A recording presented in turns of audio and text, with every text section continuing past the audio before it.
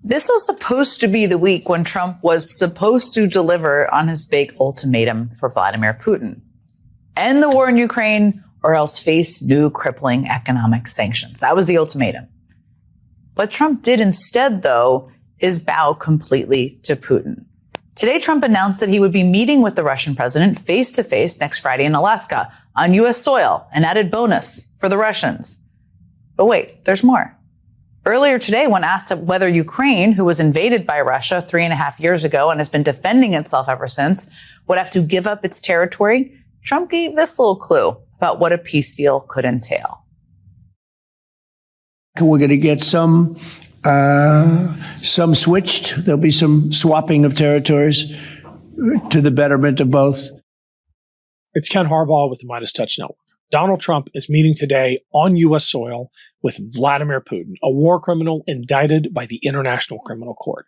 This is a huge propaganda win for Putin. The Russian media is already celebrating it as a massive PR coup, regardless of what happens today in Alaska. And I can all but guarantee you that what happens will not be good for Ukraine. This is personal for me. As many of you know, I travel to Ukraine often to report on the conflict. I'm headed back soon. And the biggest mistake both Putin and Trump are making, and have made all along, is thinking that they can determine Ukraine's fate without the input of the Ukrainians. Let me tell you, the Ukrainians I've come to know are not going to take this lying down. Because even if Donald Trump does sell them out, they will continue to fight for their country. Because when Donald Trump talks about land swaps, let me tell you what that really means. It means telling Ukraine to give up parts of its country to an invader, now an occupier, that is brutalizing its people, that is kidnapping children to turn them into soldiers, that is destroying churches and torturing on an industrial scale. I have talked to torture victims from these occupied territories. I will never forget my conversation with one little girl, the age of my youngest daughter, who apologized for her stutter, saying that she never had that problem until the Russians took her to the basement. I'll leave it to you to guess what that means. So when Donald Trump tells Ukraine to accept the occupation of its land, that is what he is endorsing. I spoke with Adam Kinzinger about this. Many of you know him as one of the only Republicans to stand up to MAGA and Trump. He's also been one of the few to stand up for Ukraine. He's a fellow vet, and he gets what's at stake, not just for Ukraine, but for freedom-loving people around the world. Here's our conversation. Welcome to the Ken Harbaugh Show. I am honored to have Adam Kinzinger with me today, former Republican congressman who served on the J6 committee and is one of the few Republicans with the courage to stand up, not just to Trump, but to stand for Ukraine's defense of its own freedom against Russia's aggression. Adam, it looks like Trump is going to taco yet again after this brief glimpse of a pivot vis-a-vis Putin and his aggression towards Ukraine. He's invited Putin on equal terms to American soil. I know how it makes me feel as a vet. How does it make you feel? Yeah, I mean, it's beyond. I'm trying not to be numb because every day there's some new outrage and some new outrage that like goes beyond what we ever expected. And this is one of those. I mean, it's outrageous. It makes me wonder if, and part of it, I think he's so back and forth to whoever talks to him last. So maybe this isn't the case, but part of me wonders, was this all a setup in the first place? Was it all this whole idea of Lindsey Graham's out there like, oh, Donald Trump's got it this time. And we're going to put a whole 25% tariff on India after we were, the Senate bill said 300% tariffs on countries that bought secondary Russian oil. And then what that did is that let the steam out of the people that were opposed to Trump on Ukraine. And then all of a sudden, overnight, Witkoff goes to Russia, brings back a total mistranslation. What a complete clown show that whole thing is. And then we're giving Putin a victory. So even if nothing comes out of the summit, ultimately, Putin is going to walk away. A war criminal is going to walk away having met with the president of the United States in the United States of America. And he's going to go back and take that to his people and maybe even buy another couple months in this war, because ultimately the thing Ukraine has to outlast that it can, if it has the ability, if it has the equipment and stuff to do it, is Russia's ability to fight, which is being depleted rapidly. I want to talk about the tactical situation in Ukraine in a second, but can you just say a little bit more about the moral victory that Putin is going to be able to claim. I mean, they are already high-fiving each other in the Russian media. They're already saying it's a win for Putin. It just feels like Trump and by extension, America is getting played. Yeah, I mean, it honestly, it feels like we've switched sides, not just even getting played. I hope it's getting played. Because if this is intentional, that's even worse. And so what it does, so, there's the world side of it. So, even though we focus a lot on Europe and we focus on Russia, there's a whole world outside of that. You think of Asia, you think of Africa, South America, all these countries, when they see the United States initially saying, hey, let's make Russia a pariah. And then you see the president of the United States meeting with the Russian president. That gives legitimacy, maybe not in Europe, to Vladimir Putin, but it gives legitimacy in, frankly, 3/4 of the rest of the population in the world. The other thing it does is that, first off, it kind of inoculates who Putin is here in the United States of America, although I think our opinions are pretty set either way. But in Russia, this is the thing, is the whole key here for Ukraine. When you're a defending country, how do you win? You win by defending. You don't have to attack Russia. You win by defending and outlasting their ability, either by will or material, to take you out. And what this is giving is a boost to the will of the Russian people, because they now see a United States being played.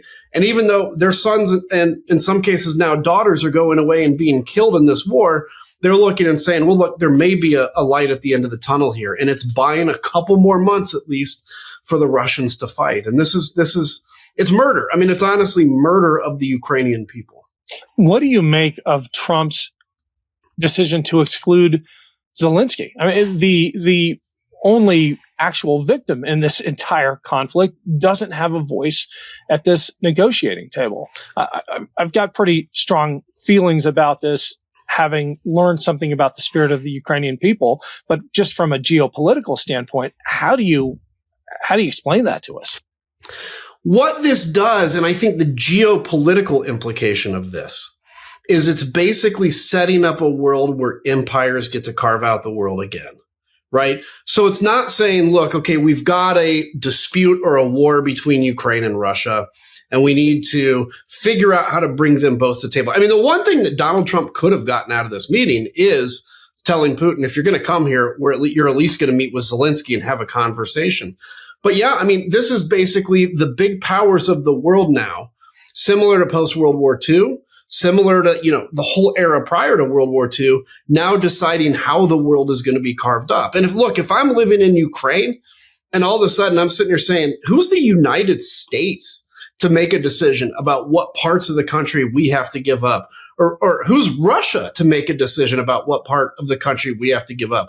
And this is where the most important thing, Ken, is Europe has got to find its sea legs. Now, I get the governing structure of Europe is much harder than the United States. We have one leader, they have dozens.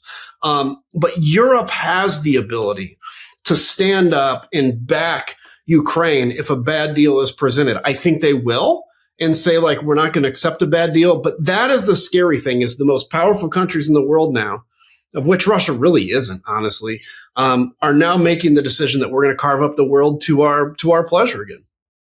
Hey, it's Ken Harbaugh. Quick break to say thank you to everyone who's been following and supporting this show and this channel.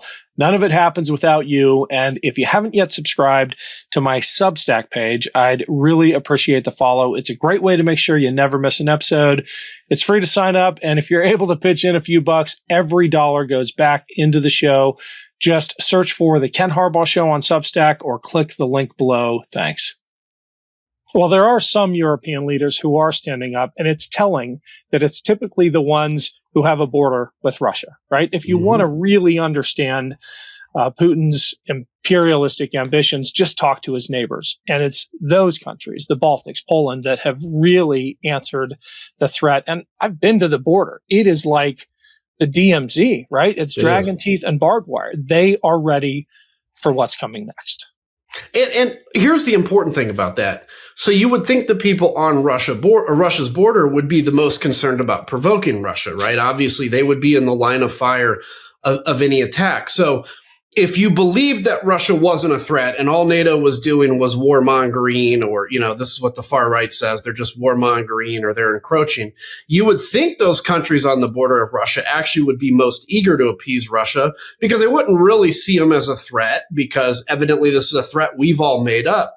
But the reality is they are the ones, as you said, that see them as the most acute and most imminent threat. And they're not making this up. They don't want to live in this kind of condition of understanding that Russia may cross their border, but they're realistic. And those are the people that we need to be listening to. Look, here's the thing. We know this about warfare. We used to believe this, particularly as Republicans, that strength is the most important thing to prevent war. A posture of strength prevents war, particularly against somebody like Putin, because Putin's not dumb. Putin knows if he's going to lose, and if he's going to lose, he's not going to engage on something. But what we've done, a little under the last administration, but significantly under this one, is we've kind of backed off in this fear of escalation, and all it does is kind of fed the appetite of Russia. That was part one of my conversation with Adam Kinzinger. Stay tuned for part two out next week. It's a little less dark. We talk about how fake Trump's image of masculinity truly is and how the Republican Party has embraced whining as its driving ethos. See you then. New Meidas merch drop. Check out the latest pro-democracy sticker packs, t-shirts, hats, sweatshirts, and more. All at store.meidastouch.com.